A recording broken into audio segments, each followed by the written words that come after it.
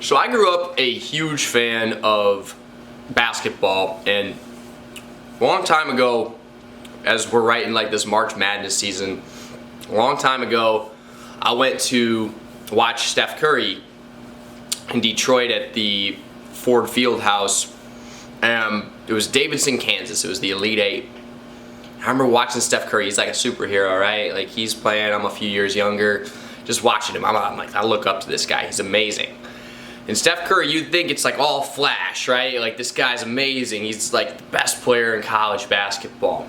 And Steph Curry, when he came out, did the same like basic dribble moves, the same basic baseline jump shots, right? There was nothing flashy. Like he got close up, he did his follow throughs. It was very simple, fundamental level stuff that he was doing.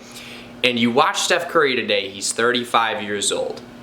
And back then, he was maybe like 20, 21 years old. So 15 years later, and Steph Curry still does those same exact dribble moves before his games. He has the same fundamentals of how he shoots from close up to start out with.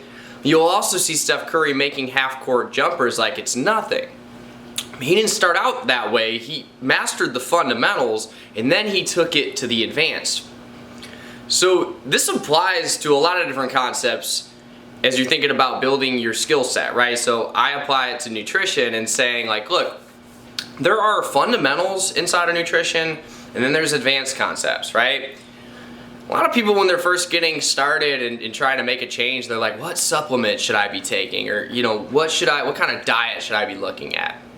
So that is more of an advanced protocol to be looking at it that way. The fundamentals of nutrition is all about how can I achieve within my day-to-day the right food inside of each individual meal. So we start with that whole food nutrition, right? Like how do I include maybe just a little bit more vegetables in my day, a little bit more fruit, right? A little bit more protein, and just how do I drink more, how do I get more water, right, intake in my day? So these basics end up building to the more advanced concepts. It's really important though to, I've heard it said before, standardize and then optimize, right? We don't need to be thinking about supplementation when we're getting started on making and creating a habit change.